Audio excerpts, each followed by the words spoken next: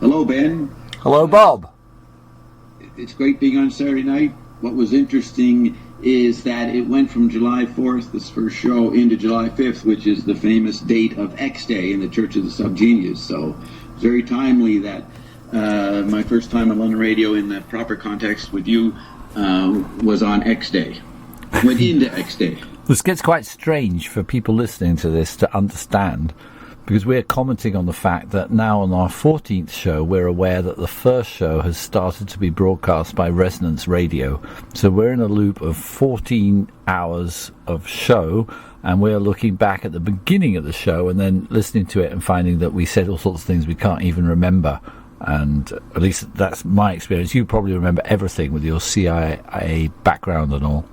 Exactly, and I didn't even have to listen to it again.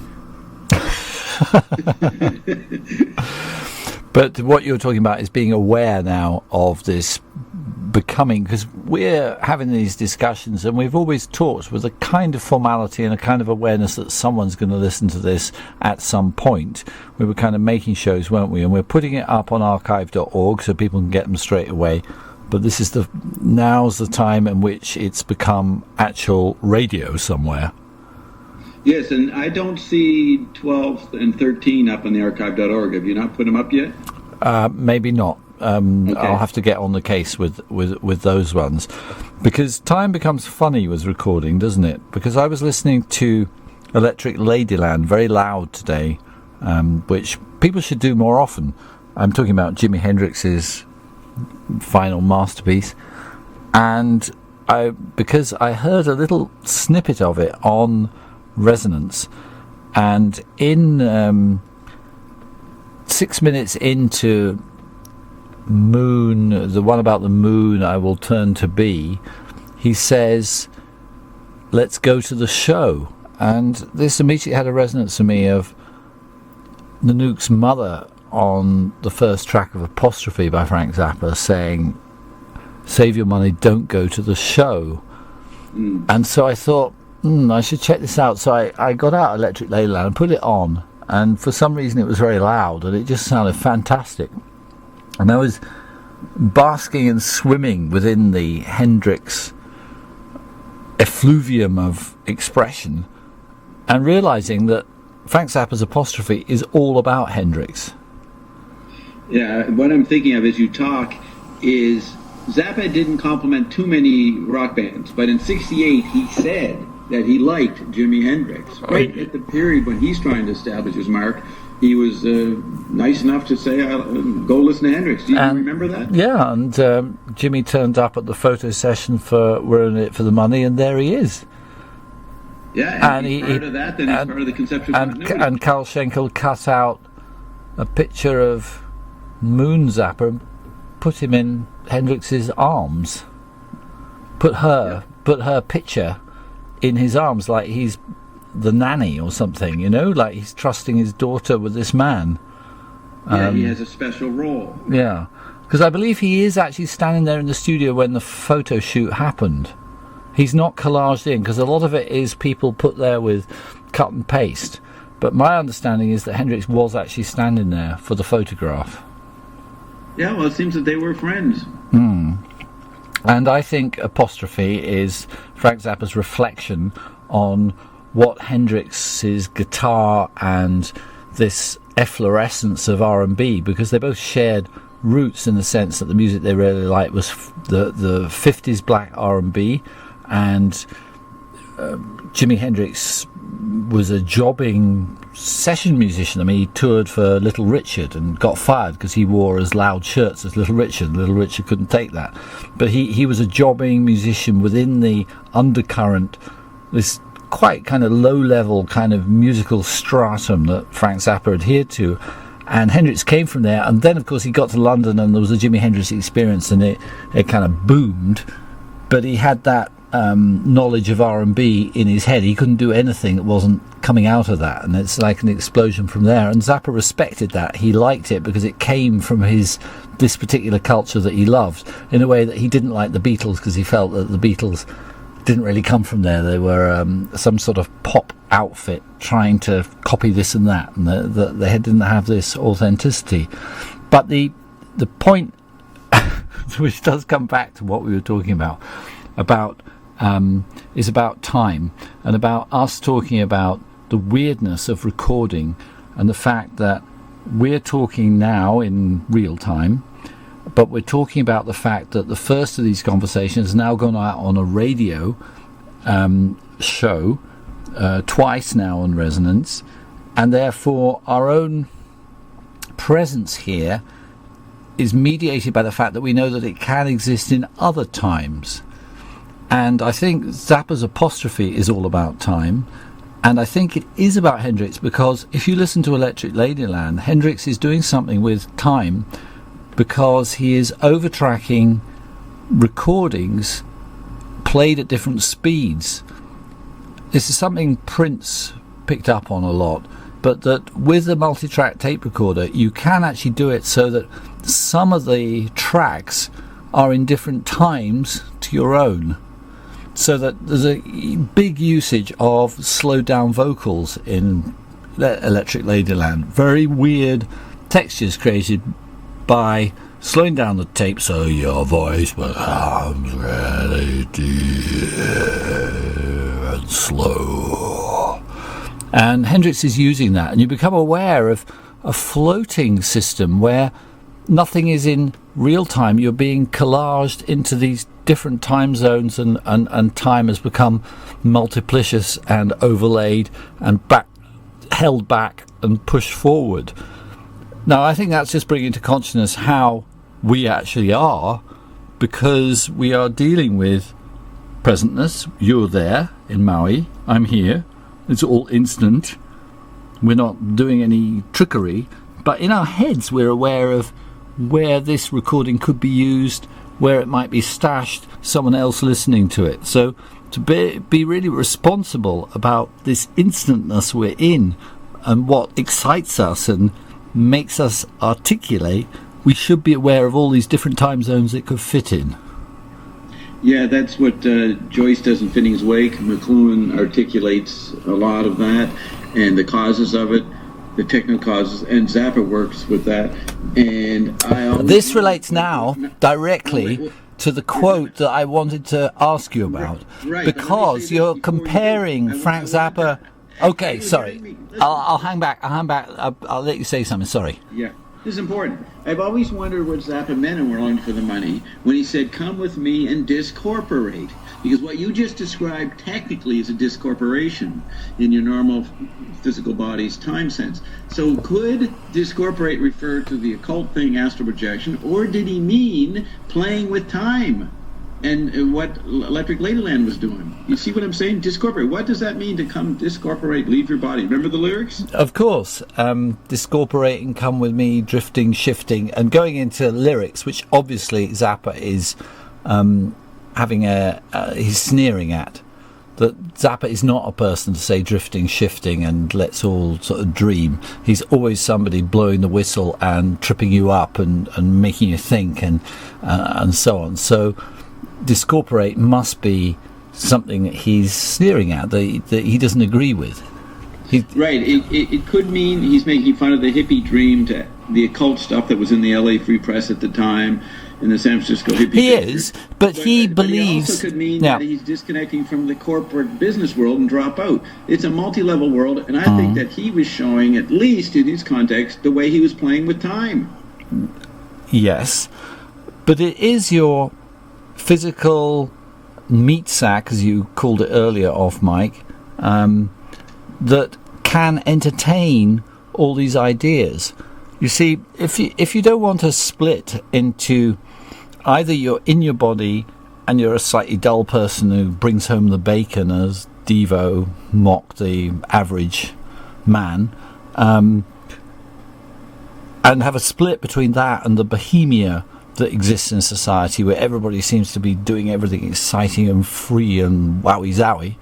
If you think actually these two things are extremely connected, then what you say is that to entertain all these ideas of time zones and everything is not something that means you discorporate, that you can incorporate the knowledge that all these things happening in your brain are a material manifestation at a very small molecular nervous level in your brain, but it's not a completely different world, that these two things are connected.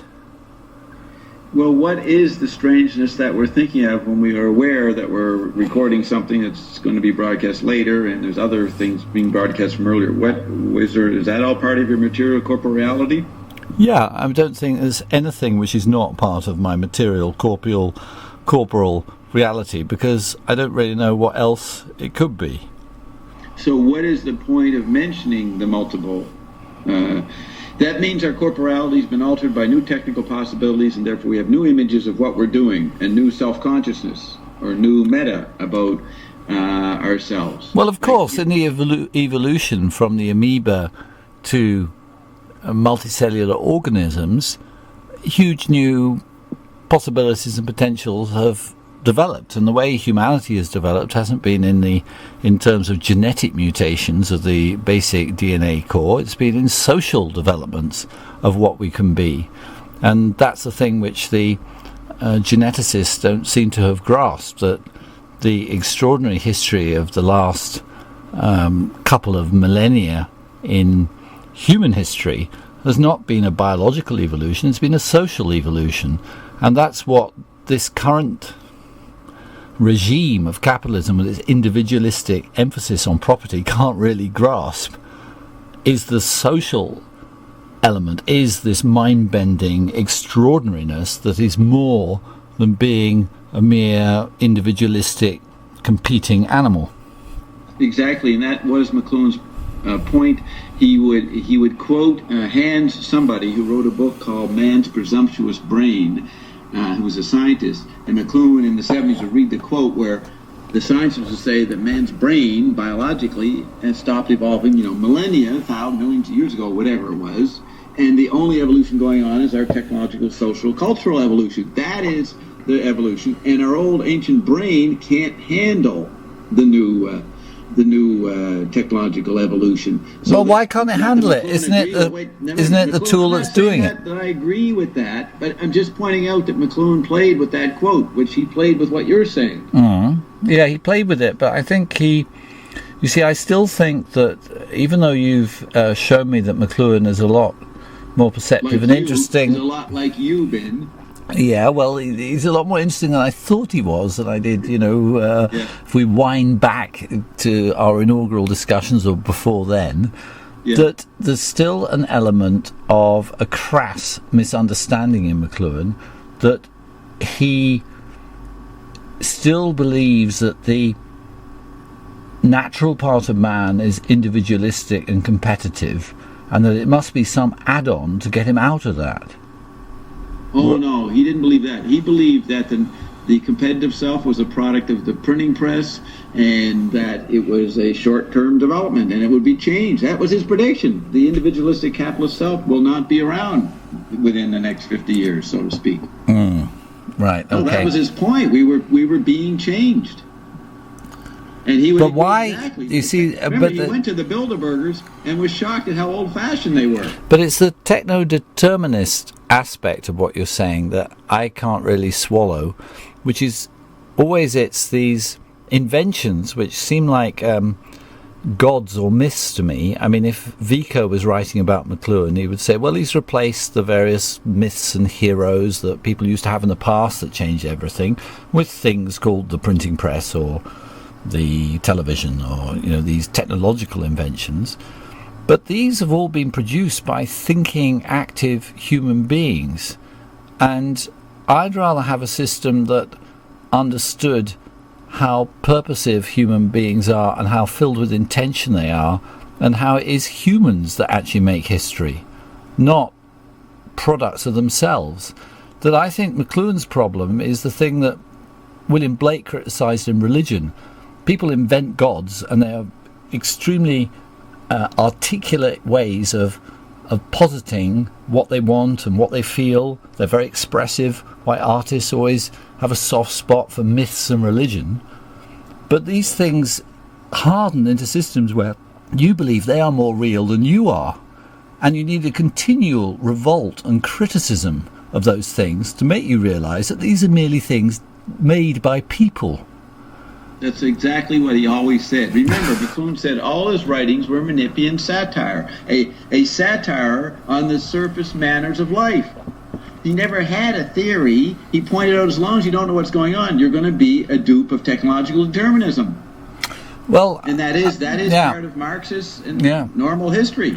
Well, but that's the element of irony or humour or criticism which, for example, Wired magazine absolutely excised from their pages. They never had it. They took it that somehow the technology will free us, and therefore if you buy the laptop you will be free. And this is really, I mean, as a personal confession, why I had to stop writing for Wired magazine, not Wired with a D on the end, the magazine about new technology and computing and so on, but the music magazine, because it was considered absolutely vile and nasty of me to make fun of people who thought that if they had a laptop they became brilliant musicians.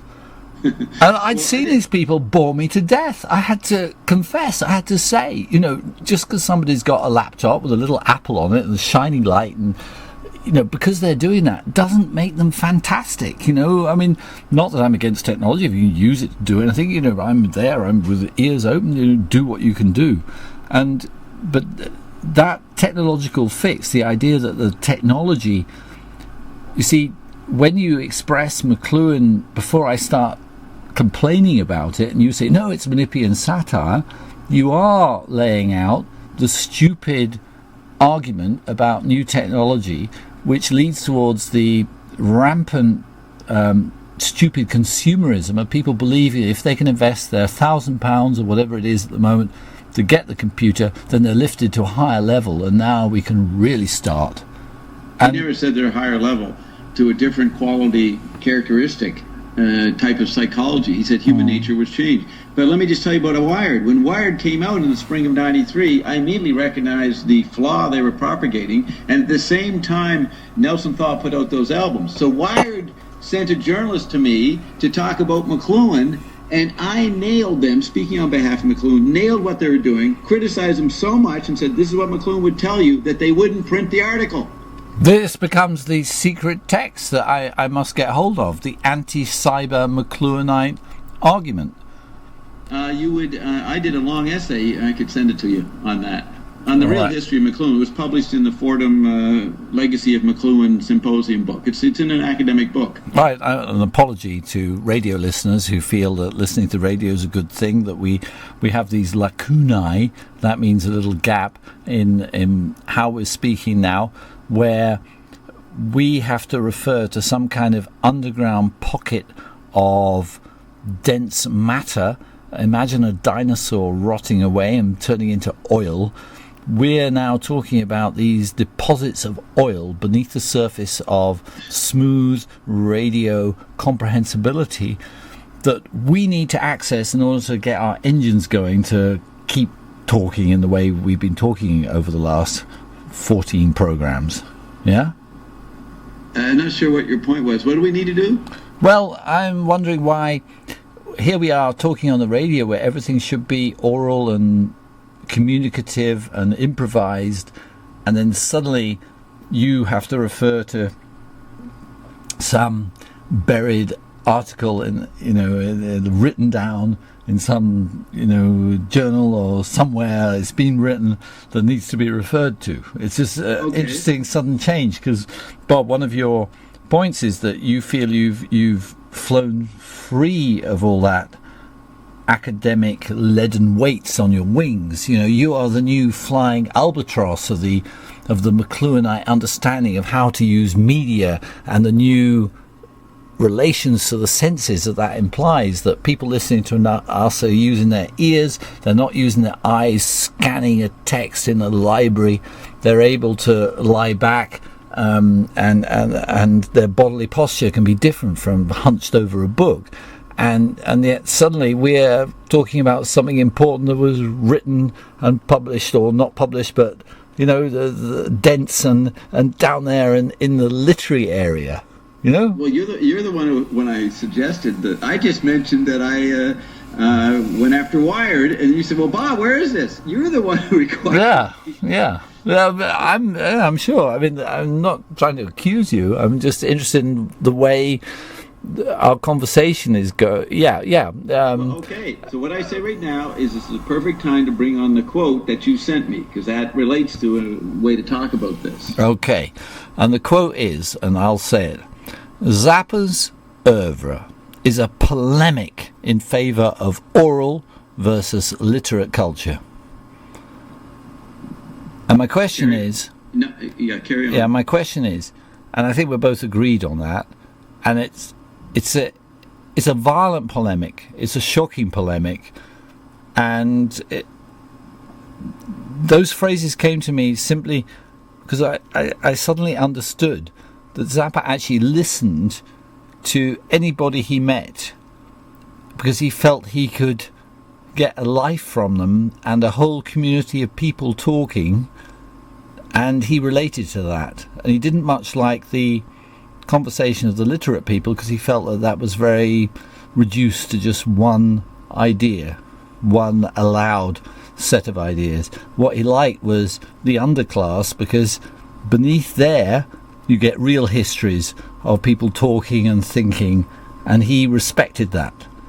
Yeah, so just before we continue, that is in his autobiography where he memorializes meeting the guy out in the desert in the early 60s. He went to his trailer and the guy was playing Stravinsky or something. Remember that story? Of course. He was a weird dancer or something in the club, and then Frank got to know him. But that was a very significant experience for Frank to meet this person and go in and find they were kindred spirits or something. Well, it's the hatred of the producers with Perrier breath, the feeling that, and actually that goes for academia today, because they've all absorbed French theory and it comes out as Perrier breath, i.e. breath of nothing. And what he liked was the exploitative old guys who'd chomp a cigar. And that idea of real taste and experience and tang and darkness and something that not reducible to the Perrier bubble is everything about his polemic. But I think of Frank Zappa's work as polemical, as I've always had a problem in normal company when I play his records. And you often say, well, Frank Zappa, we both often say, I have to say I'm within this too, that Frank Zappa and James Joyce and Finnegan's Wake is all the same thing. But I wonder about, and this is the question I want to ask you, is that Zappa feels spiky and polemical in a way I'm not sure I feel Finnegan's Wake is. That Finnegan's Wake hasn't got this urgency or attack to me. It's almost naive. I think Joyce hoped that via the book people would adopt his view of things, that it doesn't have the jarring quality. Okay, so continue. Or do you squeeze them together? Or do you have some McLuhanite, well, in different epochs, this stage, this is applicable, and then this stage, that's applicable, which I find a bit of a sort of dull way of answering what I'm saying, because I'm asking you how you feel when you listen to Zappa or you read Finnegan's Wake, you know, the difference. Okay. I want you now to read the second part of what you sent me, and then I'll answer that. Okay. Because, well, I was backing up the idea that they are the same thing by saying both Frank Zappa and James Joyce are for informal versus formal knowledge. They both support peasant paganism versus the Latinate clerisy. And that sends me into a whole idea of McLuhan, James Joyce, Frank Zappa understanding an aesthetic critique of the bourgeoisie because they understand the Middle Ages and the system that existed before capitalism so well that they are medievalists, and I think I relate to them in that way because of my attachment to the medieval way of doing things and an interest in pre-bourgeois forms. So, I mean, that was like a gloss on what I'm saying, that Zappa, James Joyce are the same thing. Now, the other thing I wanted to say is nothing at all to do with the distinction between Frank Zappa and James Joyce, and goes off on thinking about Zappa's concept of music could only exist given the idea of reading the score. It is not velvet-style drone folk music, and that has to do with, is the idea of universalism simply a structuralist, a Latinate oppression, or do we require it in order to even think? Where is the universal, Bob? That's the question I want to ask you. Is the universal an oppressive system that doesn't allow us to breathe? Or what's the difference between the Roman Empire and, after it's been smashed, those few monks who said, here is Latin. If we can speak this, we can communicate with everybody, not just in our vernacular tongues about this village here. We can talk to the people hundreds of miles away, thousands of miles away. Is the idea of universalism immediately oppressive? What's your first response to that question? My first response is for you to read the last section of the attachment, and don't say read sing, say what you intend reading. Just read the sentence, the second sentence, and finish it. Okay. And say reading in quotes. Okay, all read right. it. Conversely, Zappa's concept of music could only exist given the idea of reading the score. Zappa's music is not velvet-style drone folk music. Yeah, Velvet Underground. Okay, so you have there, Zappa is a polemic of the oral against the literate. Yeah. The literate. But he played reading music. They had to be skilled, his musicians. He played with the eye and the ear because he was neither. And I'll bring in this word tactile. And what tactile means is the interplay, and it's a primitive medieval sensibility. The medieval culture was tactile, according to McLuhan. So tactile is balanced. And to be balanced, you're neither oral or visual. You're more, you're behind, you're interpenetrating them. And that is the secret of Zappa's music, Joyce's style, and what McLuhan was making, is to understand that the universal common sense, the sensus communis was the term in the medieval period, by Thomas Aquinas and that. Yeah. That was the interplay of the senses, not embedded in any particular one. And you can look at Zappa's playing with all forms, literate, reading, and pagan, primitive, peasant folklore culture, or urban blues. All these things were just for his material. And McLuhan said Burroughs was onto this, and it was a retrieval of the Egyptian sensibility. The Egyptians were a tactile culture, and the artists, really the elite, the pharaohs, programmed the whole environment. Joyce wanted to program the whole world, and so did McLuhan and Zappa, not to dominate it, but to show the interplay of all this with our modern sensibility, which McLuhan said was the electric environment enhancing tactility and extending it. So, Zappa is neither there nor here, eye or ear. He's in between. He's para, around, above, and below, and that's the best you can get to tactile. And if you think of tactile as texture and timbre, he says in the Bob Marshall interview how much he's interested in pitch and timbre. And he's also, what was the other thing? So anything is music. If you move the cigarettes in your ashtray, you're a composer. That's the very thing Joyce did with Phineas Wake. So, universalism in a literate culture is oppressive. But when you're the monks in 600 AD and you're a minority, it was a balance to bring in literacy to play off the dominant Dark Age oral sensibility. Now, McLuhan used the phrase audile tactile. There's oral and visual, but then the audile tactile has tactility in it, but it is what people think today is oral culture. But audile tactile is Joyce, McLuhan, and Zappa, and William Burroughs. That's my opening statement. Well, it sounds to me like, it's so good, it's like a closing statement. Sorry, I was just enjoying that and forgetting that we have to engage in dialogue. Okay, well, let me give you... I'm getting closer to your tactility term because, 14 discussions ago, tactility was difficult for me because I always thought of just touching. So I always thought, well, that's another sense. The kinetic pressure. Yeah, but I always thought the kinetic pressure. Yeah, well, let me tell you how I misunderstood it, because it might help you talk to other people. You know, just the first time you get all these terms, and so we're talking about ear, eye, listening, looking. Those separation of senses, and then you bring up tactility, and then I think, well, oh, that's touching. That's another of the senses. Oh, that's a important one. But how can just stressing another sense solve problems between the other two senses? Do you see what I mean? So tactility seems like a funny word for it for me, because it should be unitary or digesting or using everything or isoplastic or some term that isn't connected to a sense, because touch is another sense.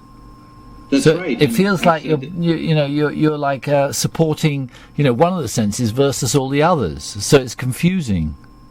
Right, and I always say, I've dealt with this objection or misunderstanding for 25, 30 years, and I always say, tactility is not a sense, it's the interplay of the senses. Yeah, well, I know it should be, and it is in your system, but when you first say it brings to mind, you for 25 years, you've been using the wrong word, Bob. No, I've explained it. And the thing is, in your case, when I said the word, I had to put up with 3 or more shows of you responding and hallucinating on it. You were responding and you didn't hear my corrections. But that's okay. I'm not complaining. It just takes a while for Ben to stop talking, Yeah, well, it does. It takes a while for me to stop talking, but that's exactly the same. If you measure it, it's exactly the same distance that separates the average radio listener from Bob Dobbs. Yeah, do you understand that touching is, for most people, sensory contact, pressure. That is not tactility. That is kinetic. You press, you touch, you feel something. If tactility is not a sense, then the closest it is when you remove your hand from what you're touching or pressing on, and then you touch it again. Then you remove your hand. McLuhan used to say that interval was the closest to the isoplastic nature of tactility. When I read your book and you defined isoplastic, I said, that's tactility. Tactility is the interplay of the senses that unifies them into coherent consciousness. The best example of what Marshall McLuhan is talking about, on and off, would be the ring finger of Jimmy McGriff's hand on a Hammond organ key on his keyboard when he's trembling it, and you suddenly realise you're listening to music which is more like sex than anything you've ever heard, because it actually reproduces the trembling excitement of someone touching you and not touching you and squeezing you and then letting off the pressure. And do you know what I mean? Oh, exactly. That's it. But tactility, that's approximate of tactility, because tactility is not a sensory interaction, but the interval, the rhythm, the beat, the audile tactile is like African music. But the idea that communication could be a full-on it's like you're trying to talk about Morse code, and then you're saying, well, would communication just be going beep forever? Would that be? Well, obviously not. Only in breaking it can you actually talk. So it's like, to produce tactility is a great argument versus something. It's like you're a stranded person trying to think properly in an arena of complete idiots. And this is probably my problem with McLuhan, is that he's a lonely proto-dialectical thinker in a ruling country of pragmatism that cannot understand what he means, which is why I find it, and my tendency would be to go to where the culture is rich in people who all understand this stuff and can really talk to each other, which is why I go to Germany and Russia in the 1920s, where there were loads of people who understood this, who are all arguing with each other, who are all inventing new ideas. It's not just one man with a polemic versus, a sea of incorrigible Philistine idiocy. It's actually a system of communication and correspondence, and people are building things. And it's just that you've found McLuhan, and bless you, Bob, for finding McLuhan in the desert of ideas, which is capitalist America. But I find it weird because I'm coming from an area, not that it's simple that in Europe we have all this, because it's been smashed in the face and it's been obliterated, and we had the Nazis to wipe out the great German efflorescence of great ideas, and we had Stalinism to wipe out the great efflorescence in Russia. So it's not like in Europe we all sit easily with all this stuff. We're mining it and discovering it. But there are areas where all these arguments are like, hi, everybody is talking to each other on an intelligent level. Like we're trying to do, or maybe we're doing. Do you see what I mean? That I find McLuhan is like pitched against such an array of incomprehending nincompoops that almost to keep on with McLuhan is to always be hitting your head against a wall. Yeah, well, I don't stay with McLuhan. I use all kinds of different methods. Yeah. Like Zappa did and Joyce did. So I will quote from your book to show you an aspect of what you're getting at. Art, Class, and Cleavage is the book, page 292 at the bottom. You say, in 1910, Sigmund Freud wrote an article called, quote, The Antithetical Sense of Primal Words. Now, let's just think of primal as earlier culture, pre-literate, tactile cultures, adult tactile cultures. So you continue. Freud declared that he had found linguistic confirmation of his discovery that dreams frequently represent elements by their opposites. According to the philologist Carl Abel, ancient Egyptian has many words that mean one thing and also its opposite. See, that'd be a tactile culture. They don't stay on one side. Literacy emphasizes one meaning over another. Oral culture may not be as tactile, especially if it gets into writing and early writing. So it starts to solidify slightly, but not as much as the printing press era. Back to this. So the same is true of many early Indo-European and Semitic languages. Abel pointed out that Egypt was not the, quote, home of nonsense, same accusation against McLuhan, Joyce, and Zappa, but on the contrary, quote, one of the earliest seats of the development of human wisdom, unquote. A civilization that could make glass and build the pyramids, quote, must at least have had sufficient sense not to regard a thing at one and the same time itself and its opposite.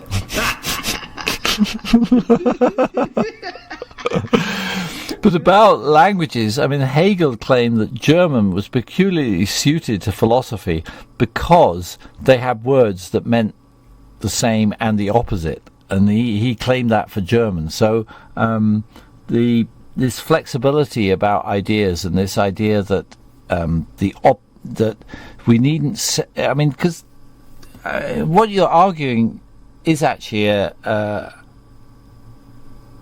it's an assault on Christianity, because what you're saying is the idea we can lock some terms into sin. That's all bad. If we could get rid of that, then this would be good. That the dialectical idea that you've got, that ideas of real words, really important, useful words, can also mean their opposite, mean that you have to work within context, that there is no saving yourself by stacking up all the good side versus the bad side, because you have to improvise within any context to show what you mean, and therefore there is nothing that's taboo, because everything can be used, and there's no safe area where we can just get rid of the bad side. You always have to dance around all this stuff and do what you need to do, and hopefully a good thing, but there's no safety in choosing the bits and pieces that you use. And that corresponds, I'm sure it does, with your experience as well, with my whole experience with music. I can't stand people who just decide, well, this area of music is okay, and that music, we obviously know, I despise them. When always the best musical experiences anybody has is where the thing they thought they really didn't like suddenly emerges as a thing that really turns them on. And that change is real bliss. That's real musical experience, when something you didn't think you ought to like becomes fantastic. And that understanding is what this turning into opposites could articulate or is about. Exactly. I would say that me and McLuhan were critical of visually biased Christians. We like tactile Christians. All right? Tactile Christians is what we're talking about here. So to continue, because your way of talking about dialectics is exactly the way McLuhan meant tactility. See, so this is the interesting overlap here. Now, you are presenting a literate version and a political version of dialectics, but you have a value system. The aesthetics part is toward tactility, even though you didn't know that, but it's the same thing. Absolutely, this is what needs to be loaded in. My argument has always been that Marxism has become too conceptual and needs to understand the musical and physical import of your responses to things, which is part of the argument of saying that Marxism loses its way without enough Freud. That the revolution in Russia went wrong when Freud was no longer talked about, when that was banned, when Stalin started saying we need the family, we need the nation. When all these reactionary ideas came in, Marxism actually loses any power it has. That the Freudian element is the element of stressing your need to express. But the reason I choose music as a thing to talk about is I think since the 60s, music has become the location of subjectivity. There is no way of talking about subjectivity without referring to people's taste in music, because there you get something where they're militant about it and they're not going to budge and they're going to say they like it, and you've got a real expressive argument on your hands where you have to improvise with all your concepts to deal with somebody's taste in music. So, also because music is not simply arbitrary. Because of the way capitalism has done music, it's become a universal system. So in talking about music, we are talking about the whole thing. We can't not talk about the whole thing because of the way universal capitalism has taken all our music and turned it into something else. And so your turn to it's got in it the exact contradiction between your expression of subjectivity and the very specific that is you, and having to look at the entire world that is working on you. Yeah, very good. The reason you can focus in your polemic on music is that in a tactile, electrified, extended tactile culture, the closest to that is the oral or the audile. So audile hyphen tactile. So music is the best under TV or electric conditions for getting a handle, because you can't talk about tactility or experience it because it's not a sense. It's just a patterning. Okay, so you project tactile values into the musical experience. That's what you're doing. You're not limited to oral categories like jazz or rock and that. You go about consuming it as a tactile person, and the media environment you live in enables you to do that. The usual thing thrown at me when I try and do this is not that I'm a tactile person, but I'm an intellectual person. That I'm introducing concepts and politics which sort of belong on the, it's kind of repressive to introduce these ideas because we're trying to get down. We're trying to get down, and to introduce all this stuff is kind of the wrong level of your brain, because we really want to get down. But whenever I've found the stuff that really gets down, and I'm thinking about James Brown, I found it absolutely bluntly about history and politics, that's what it is. That's what it's forcing you up against. And thinking about it is no block. But then, this comes to, how do you dance, Bob? I'm an excellent dancer. There's a YouTube up there. You look at me, it says the greatest dancer of all time. Well, there you go. But don't you think that dancing is about interaction between a surrender to some kind of machinic physical part of you and a continual joke about yourself as a thinking person doing it, and that is what dancing is? Yeah, dancing is another close expression of tactility because it's the interplay between the head and the toe. And there's the gap. And the Japanese say, I know it from head to toe. They're the most tactile culture. Also, McLuhan considered Russia and Germany. We talked about Germany as tactile cultures. But the dancing, look at Yeats's line. How can you tell the dancer from the dance? That's tactility. There's the beginning of the Vortis's tactile values. The Yeats, belatedly started to pick up on this stuff from Pound. Well, I think you can tell the dancer from the dance by being a little bit more analytical and intelligent about what the relationship between your body and culture is than Yeats was. I mean, there's a squashing of everything together. I mean, James Joyce is a revolt against Yeats and what he called the cultic toilette, against that petty bourgeois notion of some regressive learning Gaelic and sitting on your arse dressed in green playing a lyre. He hated that. The Joyce thought we're in a modern world. I mean, that's right. It's true. Yeats didn't make the team. Yeah, absolutely. He tried to out with Pound in 1916 at the London Cottage, tried to get it, and he kind of said, yeah, you guys are it. But he couldn't really make the transition. But he was there picking up the early impulses. They all were impressed with Yeats when they were young.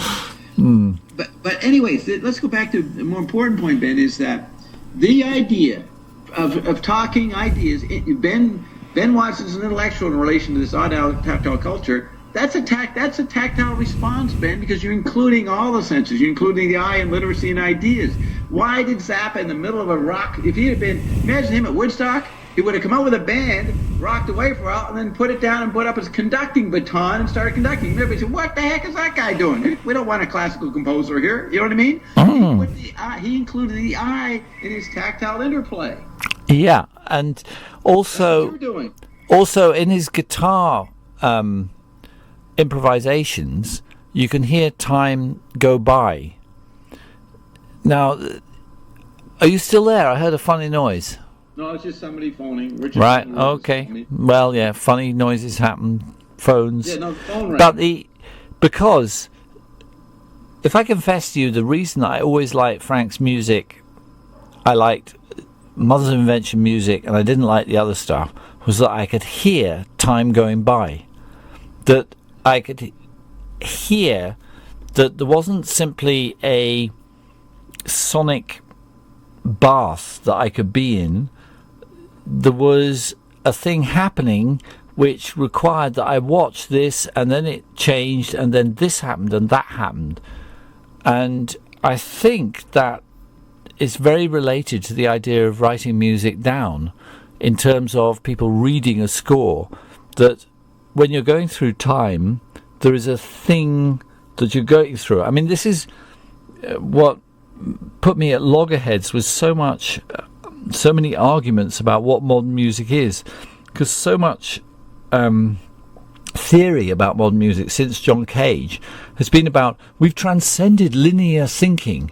We are now in a mystic zone where everything, you know all that bullshit. I don't need to go through it with you. But there's a difference, isn't there? Or is it the same? Because I began the show talking about the multiple universe of Hendrix that I love diving into. But at the same time, given the different times which Hendrix is creating through the multi-track system, so he has got a slowed down vocal on one track and a sped up guitar on the other, and he's playing in real time there, each time that anyone is in actually matters. It's not a matter of melting it all away and saying time doesn't exist, that there are multi-times and everyone's living in different times. I mean, this is like respect for people's different experience with their upbringing and their different cultural zones they've come from, and everybody has a trajectory, and it's all sort of speeding through and bumping into each other, and that's what society is. I don't want to reduce everything to one single time, which is what capitalism does and why we are able to talk to each other, because we know at 11 o'clock we switch on the Skype.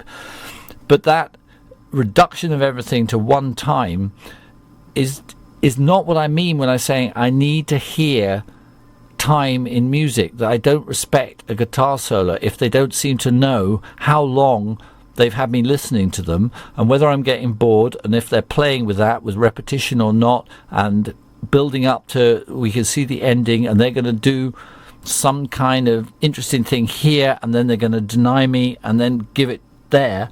That for me is playing, and if somebody isn't playing like that, I can't really listen to them.